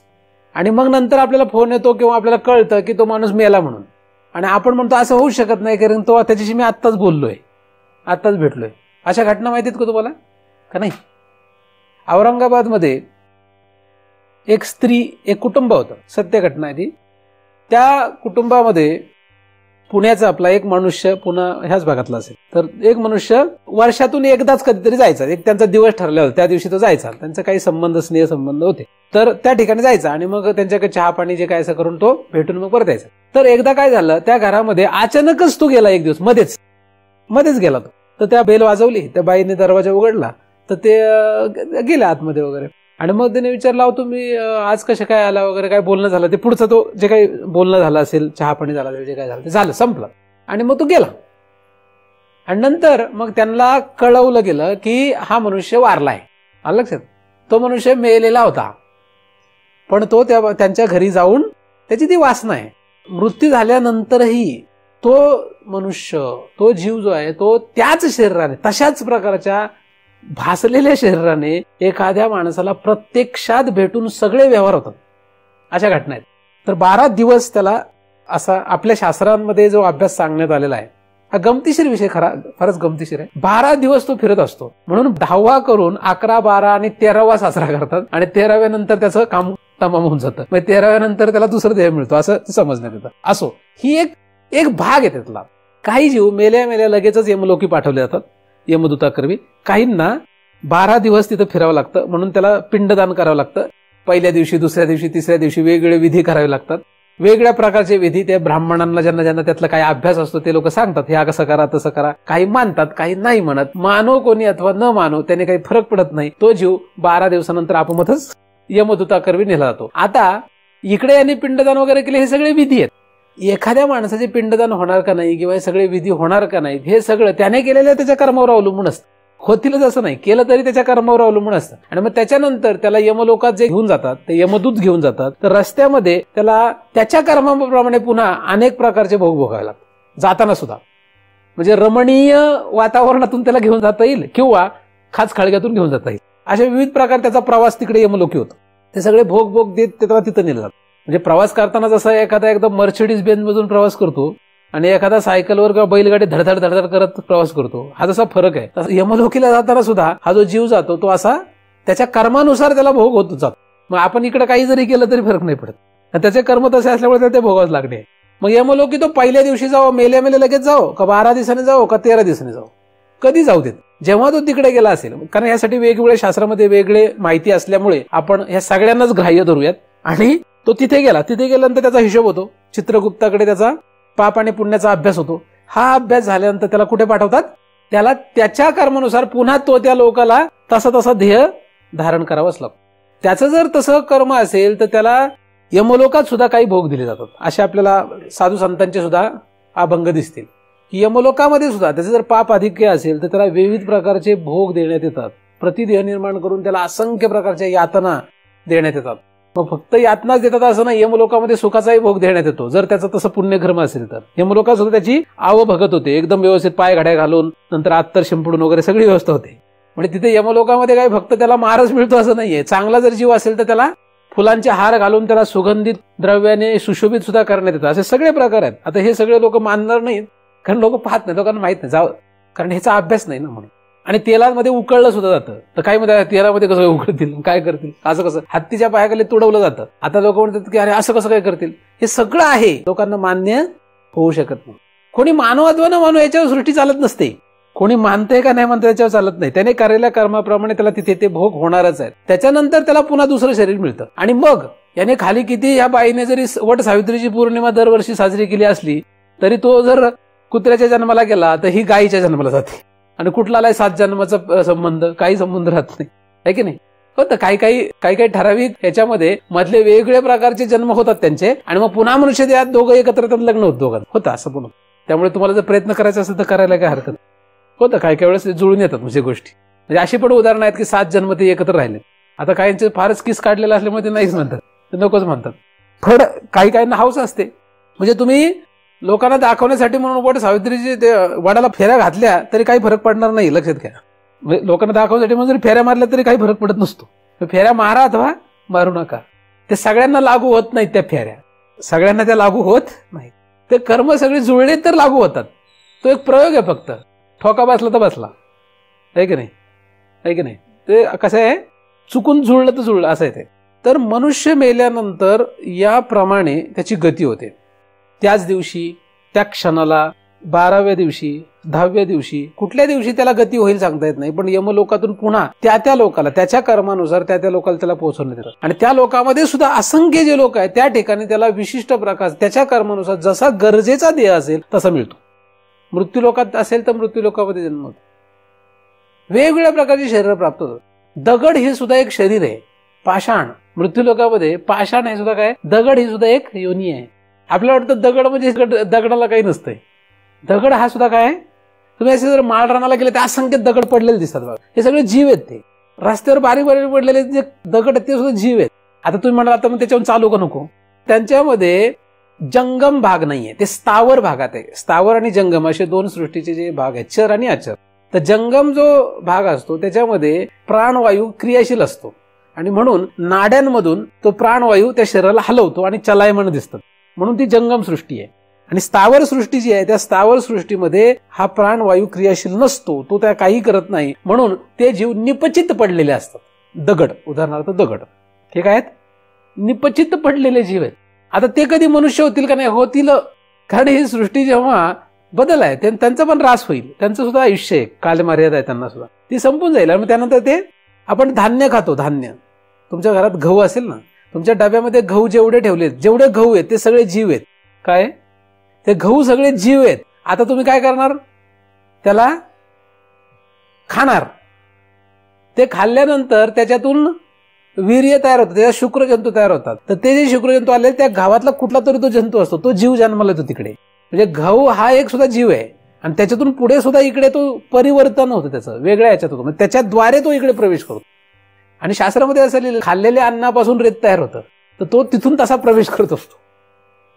त्याला तो येण्यासाठी वाट येते. गहू, पालेभाज्या काही असते, सगळे जीवच येते. म्हणून आपण जे रोज खातोय ते जीवच खातोय. आपण काय खातोय? रोज जीव खातोय आपण रोज, पण आपण जंगम जीव खात नाही, एवढंच आहे. आपण जंगम जीव खात नाही, स्थावर जीव खातो. आणि आपण म्हणतो आपण शाकाहारी आहे. कसले जीव खातो आपण? स्थावर जीव खातो आपण. त्यातल्या त्यात पालेभाज्या म्हणजे स्थावर नाही आहेत, त्या सुद्धा जंगमच आहेत, पण स्थावरकडे झुकणारे आहेत त्या, म्हणून आपल्याला जरा काही वाटत नाही. जरा जास्त जंगमकडे झुकणारे असेल की आपण म्हणतो नको नको नको, आणि नकोच म्हणा. नाहीतर महाराजांनी म्हटलं तर, कारण त्याने सगळं आपलं वाटोळं होईल. स्थावराकडे झुकणारे जीव खाल्ल्याने फरक पडत नाही एवढा, कारण त्यांच्यामधल्या भावना ज्या असतात त्या सुप्त असतात आणि म्हणून त्याचा परिणाम होत नाही आपल्यावर. त्याचा एक फायदा आहे तो. असो, त्याचा एक वेगळा अभ्यास सांगता येईल, पण आता तो सांगत. तर वेगवेगळ्या शरीराला प्राप्त होत जातो आपण. आतापर्यंत आपण किती शरीर धारण केलेत? आपला परिवार किती मोठा आहे? तुमचा परिवार किती मोठा आहे सांगा बरं. पण तरी सुद्धा तुम्हाला तुमच्या परिवाराविषयीच कौतुक आहे का नाही? आहे का नाही? म्हणजे आपल्याला प्रत्येकाला आपल्या परिवाराचं कौतुक आहे. किती दृढ आहे ते सांगा मला, किती दृढ आहे ते. सोडू का आपण? सोडतोय का? एवढी मोठी सृष्टी, एवढा परिवार आहे, हे विश्वची माझे घर, एवढी मोठी सृष्टी आहे. हा एवढा मोठा परिवार आहे, जर मानायचंच असेल तर एवढी मोठी सृष्टी हा परिवार आहे आपला. परिवार केवढा मोठा आहे. आणि जे काही भोग होतात हे आपापल्या कर्मानुसार होत आहेत. त्यामुळे हे माझं म्हणून मी भोगणार आणि हे परक्याचं म्हणून मी भोगणार नाही, हा जो भाव आहे हा सुद्धा घातक आहे. आपलं एका दुसऱ्याचं आहे, याच्यावर भोग नाही आहे. आपण केलेल्या कर्मानुसार तो भोग होणार आहे. कशावर होणार आहे? पण आपलं तसं नाही. आपलं कसं आहे? माझं आहे म्हणून त्याने वाटोळ झालंय. मग आता काय सगळं सृष्टीचा भोग घ्यायचा मी विचार करू काय? तसं होणार पण नाही. तू ठरवलं तरी का तुझ्या कर्मानुसारच होईल भोग. तू तुझं म्हण किंवा नको म्हणून. आपण मेलो कुठे, खलास कुठे झालो, संपला कधी विषय आपला? माझं म्हटल्याने संपला. हे माझं आहे, माझं म्हणून भोगतो. आणि मग माझं म्हटलं की त्याला दुसऱ्याने कोणी हात लावला तर मग आपलं काय होतं? डोका सरकतं बाजूला. का? कारण त्याला आपण माझं समजत असतो. हे घर माझं आहे असं समजलंय लोकांनी. मग ह्याला जर कोणी हात लावला तर मग काय होईल? माझं समजल्यामुळे अडचण झाली. आता कमीत कमी महाराजांना तरी म्हणू नये, जाऊ दे जगातच जाऊ दे, महाराजांना तरी म्हणावं महाराज माझं नाही तुमचंच आहे असं म्हणायला तरी काय हरकत आहे. पण लोक म्हणू शकत नाही महाराजांना सुद्धा. ज्यांच्याकडून आपल्याला सुटकेची शक्यता वाटते अशांना सुद्धा म्हणू शकत नाहीत लोक. इतकी भयानक परिस्थिती आहे. तुम्ही काय वेदांत अभ्यास करणार आहात? काय शिकणार आहात त्यामध्ये? ही संकुचित वृत्ती जी आहे ती महाराजांसाठी सुद्धा आपण सोडायला तयार नाही, सोडू शकत नाही. ज्या पदार्थांना माझं म्हणतो ते पदार्थ जगासाठी सोडून द्यायची तर शक्यच नाहीये. एवढी तुमच्यामध्ये शक्ती निर्माण होईल का नाही, धैर्य निर्माण होईल का नाही मला माहित नाही. पण कमीत कमी महाराजांना तरी अर्पण करण्याची बुद्धी पाहिजे, तेवढी धैर्य पाहिजे अंगामध्ये. पण तसं होईल का? का नाही होणार आहे? त्याचं कारण काय? मूळ कारण ती आपली सृष्टी, आपलं येते, तिथेच गुंतलेलो आहोत आपण, म्हणून ते सुटत नाही, तिथपर्यंत बाहेर पडत नाही. म्हणून आपल्याकडे दान करण्याची पद्धत आहे. नाही अख्खं करा, थोडं थोडं तरी कर दान. आणि तेच मोक्ष निधनाचं अंजन आहे असं ज्ञानदेवांनी सांगितलेलं आहे. तुमचं घर अख्खाच्या अख्खं दान जर एखादा करू शकला, सगळं तुम्हाला जे वाटतंय माझं आहे ते दान करून टाका. आणि दान सत्पात्रात गेलं तर मोक्षनिधाचं अंजन होतच. चुकीच्या पात्रात गेलं, तुमचा भाव चांगला असला तर तुम्हाला फायदाच होईल, तोटा होत नाही काही. त्यामुळे दान करायला काही हरकत नसते. दान केल्याने ते सत्पात्रात गेलं तर आपलं भलंच होतं, पण सत्पात्र नसलं तरी आपला भाव सरळ असल्यामुळे आपल्याला त्याचं फल मिळतं. जे अपेक्षित आहे ते नाही मिळणार, पण कमी प्रतीचं का व्हायला मिळतच. म्हणून दान हे कधी वाया जात नाही. आपण ज्या सृष्टीला आपलं समजतो, माझं समजतो, तो भावच बंधाला कारण आहे आपली. आपण ज्याला माझं समजतो तोच भाव आपल्याला बंधाला कारण आहे. आपण माझं कशाला म्हणतो? आणि तुकोबाने तसं सांगितलेलं आहे की मुक्त होता परी बळे झाला बद्ध करुणी आच्छंद माझे माझे. मी अनेक लोकांना सांगतो, तू ज्याला तुझी स्वतःची बायको समजतो ती अनंत जन्म अनेकाची बायको होती. अनेकांना मी सांगतो की तू ज्याला नवरा समजते माझा, तो अनेक जन्म अनेकांचा नवरा होता. तरी ते लोक फक्त मी म्हणतो ते ऐकतात, इकडून ऐकतात, इकडून सोडून देतात. आणि हे घेऊन समाजात गेले तर तुम्हाला मारच खावा लागेल, है की नाही? का नाही लागायचं? पण ही सत्य परिस्थिती आहे. सत्य हे आपल्या खऱ्या आईला सुद्धा त्रासदायक ठरतं. पण जे सत्य आहे ते सत्य आहे. आपण फक्त एवढे नाहीत, आपण फक्त हे नाही. हे जे आहे हे शरीर म्हणजे फक्त आपण नाही, अनंत शरीर म्हणजे आपण आहोत. आपण कोण आहोत? आपण कोण आहोत खरे? हे शरीर म्हणजे आपण आहोत काय? अनंत शरीर म्हणजे आपण, एवढे मोठे आपण आहोत, होतो आपण. आता फक्त आपण जसे शर्ट बदलत जावे तसे वेगवेगळे शरीर बदलत गेलोय. हे फक्त श्लोकामध्ये वाचू नका, हे वाचू नका फक्त श्लोकामध्ये, ते लक्षात घ्या. जसा शर्ट बदलत गेलो म्हणून आपण बदललो काय, म्हणून आपला भाव बदलला काय, तसे शरीर बदलले म्हणून फक्त एका शरीरालाच मी समजणं हा मूर्खपणा आहे. अनंत शरीरांचा आपण स्वीकार करत गेलोय, अनंत शरीरांचा आपण त्याग करत गेलोय. आणि म्हणून एवढं मोठा प्रपंच म्हणजे सृष्टी आहे. त्यामुळे एका शरीराला मी समजून तसाच मूर्खपणा पुन्हा पुन्हा करत राहणं, याच शरीराला चिकटलेल्यांनाच माझं माझं समजत राहणे, हा मूर्खपणा करत राहणं, हे काही योग्य नाहीये. काय? अजिबात योग्य नाही.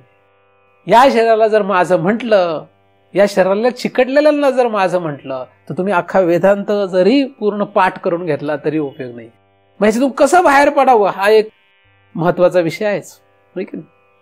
त्यासाठी काय पाहिजे? त्यासाठी योग्य गुरु पाहिजे. काय चांगलं वाटतं याच्यावर परमार्थ चालत नाही, काय खरं आहे याच्यावर परमार्थ. मी तुम्हाला चांगलं सांगण्यासाठी इथे बसलेलो नाही, काय आहे हे सांगण्यासाठी बसलो. मी सांगतो याला विज्ञानाने प्रमाण देण्याची गरज नाही, मी सांगतो याला वेदाचं प्रमाण आहे का नाही याची गरज. माझ्या बोलण्याला वेदाचं पुराणाचं परमार्थ पाहिजे, प्रमाण पाहिजे. माझ्या बोलण्याला वेद आणि पुराणाचं प्रमाण असलं तरी चालतंय, विज्ञानाच्या प्रमाणाची गरज नाहीये. पण माहिती म्हणून मी काही विज्ञानाच्या गोष्टी सांगत असतो. पुराण आणि पोथ्या तुमच्या तिजोरीत, तुमच्या आडगळीच्या खोलीत टाकून द्या असे म्हणणाऱ्या विज्ञानाला मी प्रमाण मानत नाही. पुराण आणि वेद हे जे आहेत हे आपल्यासाठी शिरसंवेद्य आहेत. त्यांच्यामध्ये जे सांगण्यात आलेलं आहे ते आपल्या भल्याचं आहे. हे जिथपर्यंत आपल्याला कळत नाही तिथपर्यंत काहीही खरं नाही. विज्ञान हे जे आहे हे फक्त इंद्रियांना गोचर होणाऱ्याच गोष्टींना मान्यता देतं आणि ते आपल्याला तर मान्य आहेच. पण आपण त्याच्याही पुढचा विचार करतो की अतिइंद्रियांना गोचर होणारं अनंत जन्मांचा फेरा ज्याच्यामध्ये आहे, तो एवढा मोठा प्रपंच ज्याच्यामुळे लक्षात येतो, तो विचार, ते शास्त्र सुद्धा आपल्याला मान्य आहे. आपण म्हणजे फक्त हे नाही, आपण म्हणजे याला चिकटलेले फक्त एवढंच नाही, तर आपण म्हणजे अनंत जन्म. आपण म्हणजे काय? अनंत जन्म म्हणजे आपण आहोत. अनंत वेळा मेलेलो आहोत ते आपण आहोत, नाही का? आता जर तुम्ही म्हणत असाल हे म्हणजे मी आहे, तर मागच्या वेळेस जे तुम्हाला शरीर होतं ते म्हणजे तुम्ही नव्हते काय? त्याच्या मागच्या वेळेस किती वेळा आपण असे मी होतो, नाही का? आणि इथून पुढेही किती वेळा जर अनंत शरीर प्राप्त झाली तरी ते सुद्धा मी आपण होणार आहोत. आणि मग त्याला चिकटलेले माझे ते कुठे गेले? मग आज ते मागचे जे आपले होते ते कुठेतरी दुसऱ्यासोबत आहेत. आता का नाही आपला मग जीव तुटत? आपण आता का नाही त्यांच्यासाठी धडपड करत? का करत नाही? यांच्यासाठी जर राबण्यामध्ये आपल्याला धन्यता वाटते तर ते पूर्वीचे जे आपले होते त्यांच्यासाठी राबण्यामध्ये आपण आता का प्रयत्न करत नाही? म्हणजे सगळी फसवणूक सुरू आहे. काय सुरू आहे? सगळा काय गोंधळ सुरू आहे. सृष्टी म्हणजे फक्त हे जग नाही, सृष्टी म्हणजे अनंत जन्म, अनंत वेळा जन्मणे आणि मरणे एवढी सृष्टी आहे. फक्त पदार्थाच्या दृष्टीनेच फक्त सृष्टीचा शोध घेऊन चालत नाही, काळाच्या दृष्टीने सुद्धा मी तुम्हाला सृष्टी दाखवतोय. माझ्या बोलण्यामध्ये फक्त पदार्थ नाहीत, माझ्या बोलण्यामध्ये काळ सुद्धा आहे, भूतकाळामध्ये, भविष्य काळामध्ये आणि वर्तमान काळामध्ये. म्हणजे काळ पदार्थ या दोघांचाही मी विचार तुम्हाला इथे सांगतोय.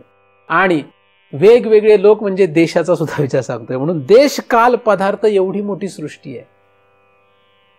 फक्त आपण हाच काळ, हाच देश, एवढाच देश, एवढ्या संकुचित भागात आहोत. तसं नसून देश काल आणि पदार्थ हे व्यापक आहे, मोठी सृष्टी आहे. आणि ही एवढी मोठी सृष्टी म्हणजे विश्व आहे. आणि हे विश्व म्हणजे एवढ्या विश्वाचा जर आपण विचार केला तर आपल्याकडे काही राहत नाही. आपल्या पूर्वकर्मानुसार आपल्याला आपलं वाटतंय आणि परक वाटतंय. ते सोडून दिलं पाहिजे. आपल्या पूर्वकर्माप्रमाणे आपल्या पात्रात जे येईल त्याचा आपण आपल्या गरजेनुसार विचार करून पुढे जायचे. त्याच्या पलीकडे आपल्या हातात काही नाहीये. जेव्हा असं तुम्ही विचार करू लागाल तेव्हा कदाचित तुम्हाला जगामध्ये कुठेही जागा राहणार नाही, कोणीही तुम्हाला विचारणार नाही. कारण की वेगवेगळ्या सृष्टीमध्ये वेगवेगळ्या सृष्टीतली ज्या काही नियम असतात ते पाळावे लागतात. है की? महाराष्ट्रात राहिलो तर महाराष्ट्राचे नियम, दिल्लीत राहिलो तर दिल्लीचे नियम, अमेरिकेत गेलो तर अमेरिकेचे नियम, स्वर्गात गेलो तर स्वर्गाचे नियम, नरकात गेलो तर नरकाचे नियम आहेत. मग जर तुम्ही या सर्व सृष्टीच्या पलीकडे जाण्याचा विचार करत असाल तर यांच्या नियमात तुम्ही बसू शकत का? बसू शकत? पण आपल्याला काय करायचंय? आपल्याला यांच्या नियमात राहायचंय आणि जायचंय कुठं? तिकडं. कसं चालेल? म्हणून यांचे नियम महाराजांना लागू होत नाही. यांचे नियम तुम्हाला लागू होत नाही जर तुम्ही तिकडे जाण्याचा विचार केला. आलं लक्षात? पण जगात परिस्थिती कशी आहे? महाराजांना यांचे नियम लावण्यात येतात आणि म्हणून सगळा गोंधळ उडून जातो. जर महाराज पक्का असेल, श्रेष्ठ असेल, त्याला यांचा काही फरक पडत, मग तो सुळावर गेला तरी त्याला फरक पडत नाही. सृष्टी जी आहे ती प्रत्येकाची भिन्न भिन्न आहे. तुम्हाला कुठल्या सृष्टीत राहायचं हा तुमचा प्रश्न आहे का माझा आहे? मी तुम्हाला सांगितलं, मी तुम्हाला हे सांगितल्यानंतर तुम्हाला जर तुमची बायको, तुमची 2 मुलं आणि तुमचे नातेवाईक याच सृष्टीमध्ये जर खरं वाटत असेल, तेच सत्य वाटत असेल, तुम्ही ब्राह्मण आहात, क्षत्रिय आहात, वैश्य आहात, तुमचा जो परिवार आहे, तुमची जात आहे, याच्यातच तुम्हाला जर धन्यता वाटत असेल, त्याला मी काय करू शकतो? त्याला मी काहीही करू शकत नाही. त्याच्यामध्ये धन्यता मांडण्यामध्ये तुम्हाला जर धन्यता वाटत असेल तर माझं आणि तुमचं कधीही जुळू शकत. तुमच्यात आणि माझ्यात सदैव दिसायला जरी एकरूपता वाटत असली तरी तफावत आहे. आपण याच्या परे आहोत. हा आपला परिवार नाही. मनुष्य देह ही सृष्टी आपली नाहीये. आपली सृष्टी कुठली आहे? विश्व हेच माझे घर. ज्ञानदेवांनी कुठली सृष्टी सांगितली? आपलं घर कुठलं सांगितलंय? त्यांनी तेच सांगितलेलं आहे, विश्व हेच माझे घर. म्हणजे सृष्टी अख्खी एवढी मोठी. विश्व या शब्दामध्ये अख्खी सृष्टी आहे. मग गंधर्व, यक्ष, राक्षस, किन्नर, देव सगळे आले त्याच्यामध्ये. हे सगळे त्यामध्ये. एवढी मोठी घर आहे आपलं. हे पहिल्यांदा लक्षात घेतलं पाहिजे. कारण आपण काय करून बसलोय? आपण चूक करून बसलोय. आपण याला आपलं समजून बसलोय. आपल्याला भीती आहे. कसली भीती आहे? अनेक प्रकारच्या भीती आहे ज्याच्यामुळे आपण याच्यातून बाहेर नाही पडू शकत. कसले भीती आहेत आपल्याला? ज्या लोकांना आपण आपलं समजतो त्यांच्या नियमातून आपण जर बाजूला गेलो तर ते लोक आपल्यावर बहिष्कार टाकतात. ते आपल्याला मारतील, नाही का? जसं कावळा जो असतो, तो नाही ना, कावळाने ते टोचा मारून मारतात, चिमणी. माणसाने जर त्याला हात लावला तर ते लोक काय करतात? त्याला मारून टाकतात, कारण तो बाटला असं होतं. आणि हीच भीती आपल्याला नकळतपणे आहे. चुकून जर आपण महाराजांसारखे झालो, चुकून जर आपण त्यांच्यासारखं झालो तर हे लोक आपल्याला संपवतील, नाही का? ही भीती आहे नकळतपणे असते ती. पण मी तुम्हाला पुन्हा पुन्हा अनेक वेळा हे सांगत असतो की तुम्ही आज जरी घाबरून राहिल्यात तरी सुद्धा उद्या मात्र मृत्यू आल्यानंतर तुम्हाला जावंच लागेल. त्यावेळेस तुम्हाला कोणीही वाचवू शकत नाही. लोक म्हणतील, चांगलं म्हणतील तुम्हाला, फार चांगला माणूस होता. पण तुम्ही किती चांगले म्हणून जगामध्ये सिद्ध झाले याला काही किंमत नाही. तुम्ही चांगले म्हणून जगात सिद्ध झाले काय, वाईट म्हणून सिद्ध झाले, त्याने काही फरक पडत नाही. देव प्राप्त झाला का? भगवंताची प्राप्ती झाली का? सृष्टीच्या या भयंकर चक्रातून बाहेर पडता आलं का? हा प्रश्न. तुम्हाला लोकांनी किती चांगलं म्हटलं याला खरं तर काहीही किंमत नाहीये. कारण तुम्ही काहीही जरी केलं तरी तुम्हाला चांगले म्हणणारे आणि वाईट म्हणणारे असे दोन्ही प्रकारचे जगामध्ये माणसं सापडणार आहेत. तुम्ही किती प्रसिद्ध झाला आणि किती कुप्रसिद्ध झाला याला जगात किंमत आहे. परमार्थात खरी याला किंमत नाही. परमार्थात तुम्हाला भगवंत प्राप्त झाला का नाही झाला याला किंमत, भगवंताच्या प्राप्तीला किंमत. म्हणजे याचा अर्थ आपण परमार्थ करायला म्हणजे खूप प्रसिद्ध व्हायचंय असं नाही आहे. सुप्रसिद्ध सुद्धा व्हायचं नाही आपल्याला. आपल्याला सुप्रसिद्धही नाही आणि कुप्रसिद्ध नाही, या दोघांच्या पलीकडचा विचार करायचा. आपल्याला आपलं अस्तित्वच संपवायचं. जे अस्तित्व आपण अनंत जन्म धरत चाललो, ज्या ज्या शरीराला प्राप्त होऊ त्या त्या शरीराचं अस्तित्व आपल्याला आपलं अस्तित्व वाटत होतं. ज्या ज्या शरीरामध्ये आपण जाऊ त्या त्या शरीराला चिकटल्यानाच आपण आपले समजत होतो, ते सगळं संपवायचं, ते आपल्याला नष्ट करायचंय.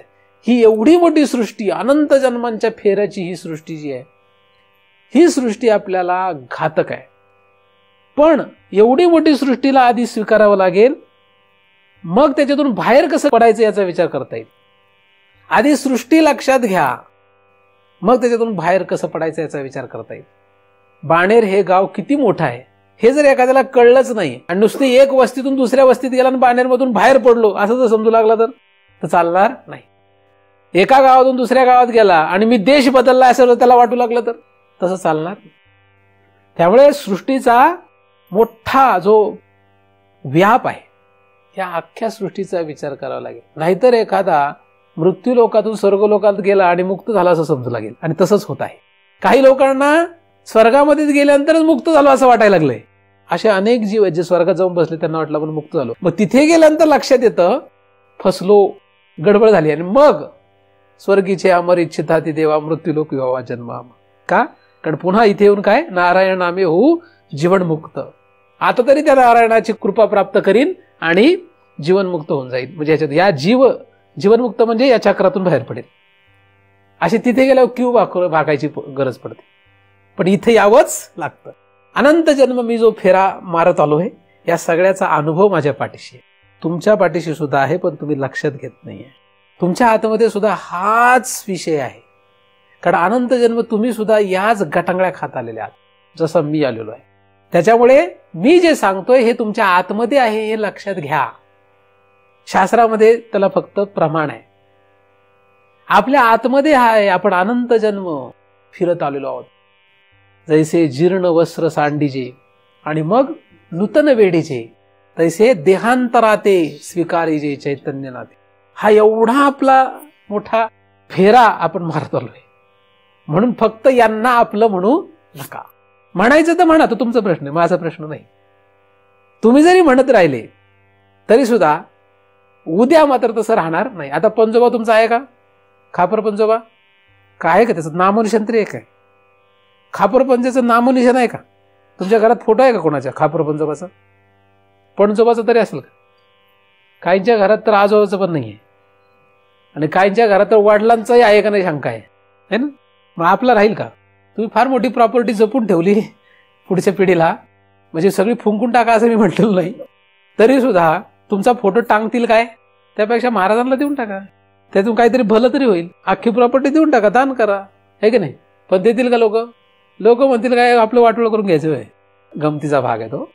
नाही तर उद्या माझ्याकडे रास लागेल मोठी प्रॉपर्टीची. जेवढं आपण आपलं समजून बसलोय त्याच्यामुळेच वाटोळं झालंय. सोडा, आतून भावपूर्णता सोडून टाका. आतमध्ये हे सगळं पुसून टाका. हे आपलं नाही, हे आपलं नाही, तर याला चिकटलेले आपले असू शकत नाहीत. याच्यानंतर पुन्हा जे शरीर धारण करेल, याच्या आधी जे शरीर धारण केलं ते आपलं नाही, त्याला चिकटलेले सुद्धा आपले नव्हते. ते आज आपल्याला कळलंय, म्हणून त्यांच्या नादी आपण लागत नाहीये. का लागतोय? मागच्या जन्मातल्या नातेवाईकांच्या नाती आत्ता लागतोय का? कारण आता कळलंय त्यांचा आपला काही संबंध नाही का? आणि आता मेल्यानंतर पुढे दुसरीकडे गेले तर मग यांच्या नादी लागाल काय? नाही लागणार. जास्तीत जास्त जीव किती दिवस नादी लागतो माहितीये? 12 दिवस. मग सांगितल्याप्रमाणे किती दिवस घुटमळतो तो? 13व्या दिवशी गुपचूप जातो. जावंच लागतं त्याला, यमदूत घेऊन जातो. लक्षात. काही फारच आवली असतात, ते 13व्या दिवसानंतरही राहायचंच हट्ट करतात. जर त्याला जातच नाही आलं तर पिशाच चोयनीला जातात.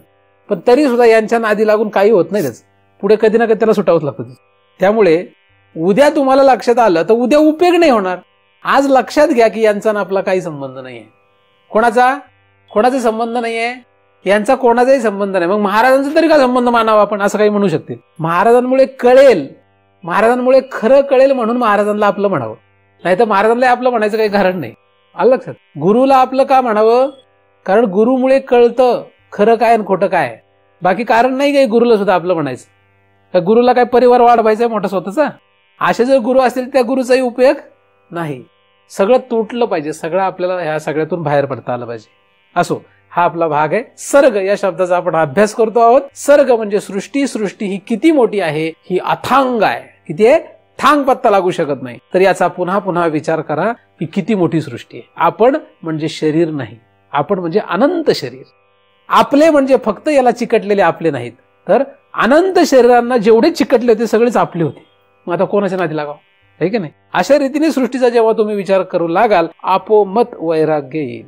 वैराग्य म्हणजे अंगाला राख फासलेली आणि जेवण करत नाही म्हणजे वैराग्यवान असा अर्थ नाही.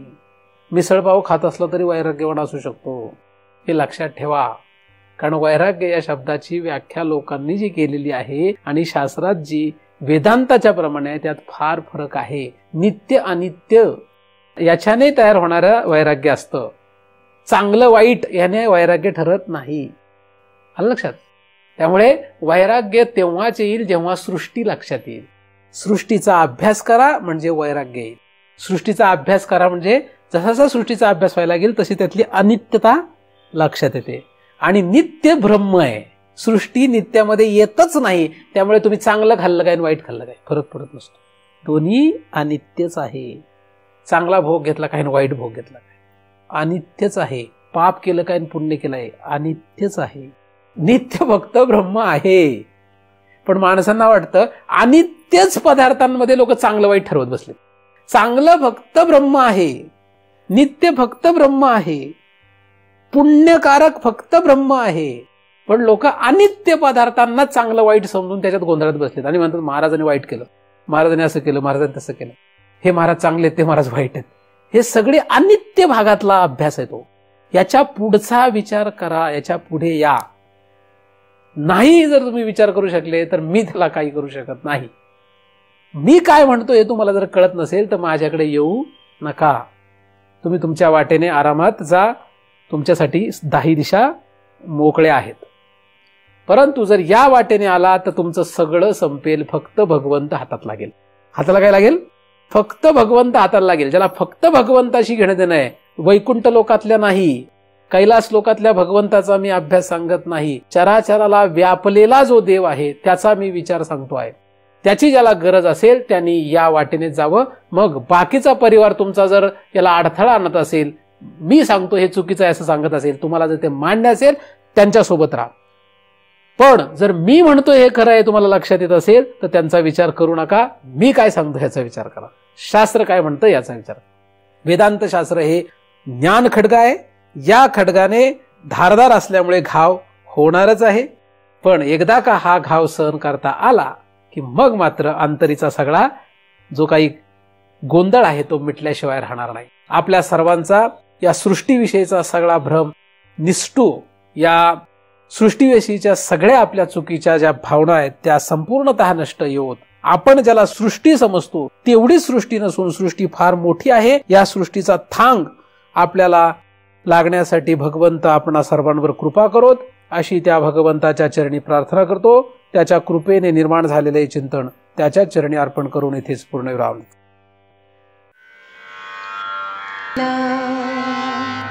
सुखिया